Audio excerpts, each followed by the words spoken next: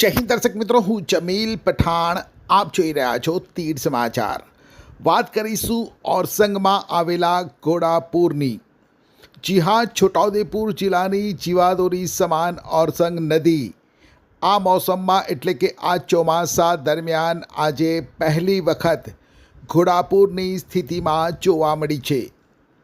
આજે વહેલી સવારથી ઓરસંગ નદી ઘોડાપુરની સ્થિતિમાં વહી રહી છે. જો કે આશ્ચર્યની વાત એ છે કે છોટાઉદેપુર જિલ્લામાં એકદમ સામાન્ય કહી શકાય કે નહિવત વરસાદ હોવા છતાં ઓરસંગમાં ઘોડાપુરની સ્થિતિ જોવા મળી. કારણ કે ભલે છોટાઉદેપુરમાં વરસાદ નહિવત છે, પરંતુ ઓરસંગ નદી મધ્યપ્રદેશમાંથી નીકળે છે અને મધ્યપ્રદેશ તરફથી આવે છે. ત્યારે ઉપરવાસ એટલે કે મધ્યપ્રદેશમાં થયેલ ભારે વરસાદને લઈ ઓરસંગમાં પાણીની ભારે આવક થઈ રહી છે.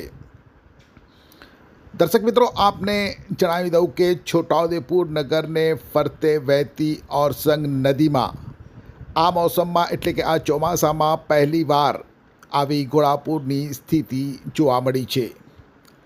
ગત વર્ષે 17મી સપ્ટેમ્બરના રોજ આ પ્રકારની સ્થિતિનું સર્જન થયું હતું અને આ વર્ષે ચોમાસામાં પહેલીવાર ઓરસંગ નદીમાં ઘોડાપુરની સ્થિતિ જોવા મળી છે.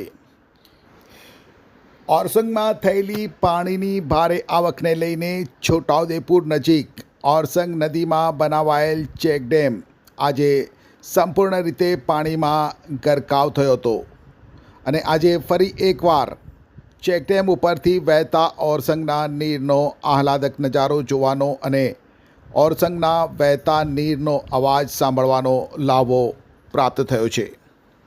દર્શક મિત્રો, છેલ્લા 24 કલાક દરમિયાન છોટાઉદેપુર જિલ્લામાં વરસેલા વરસાદના તાલુકા દીઠ આંકડા પણ આપને જણાવી દઉં તો છેલ્લા 24 કલાકમાં એટલે કે ગઈકાલે સવારના 6 વાગ્યાથી આજે સવારના 6 વાગ્યા દરમિયાન છોટાઉદેપુર તાલુકામાં 18 mm વરસાદ ખાબક્યો છે. જ્યારે પાવીજેતપુર તાલુકામાં 9 mm, સંખેડા તાલુકામાં 1 mm, બોડેલીમાં 0 છે, નસવાડીમાં 7 mm અને કવાંટ તાલુકામાં 19 mm વરસાદ નોંધાયો હતો. તો આજે સવારમાં 6થી લઈને 10 વાગ્યા સુધીમાં છોટાઉદેપુરમાં માત્ર 2 mm, પાવીજેતપુરમાં 3 mm, સંખેડામાં 3 mm અને બોડેલીમાં 1 mm વરસાદ નોંધાયો છે. છોટાઉદેપુર જિલ્લાના મુખ્ય બે જે જળાશયો છે, સુખી ડેમ અને રામી ડેમ, આ બંને જળાશયોની જે સપાટી છે તેની પણ વાત કરીએ તો સુખી ડેમની સ્થિતિ આજે સુખી ડેમનું જે લેવલ છે 143.90 મીટર છે, જ્યારે રામી ડેમનું લેવલ 190.55 મીટર આજની સ્થિતિ જોવા મળી રહી છે.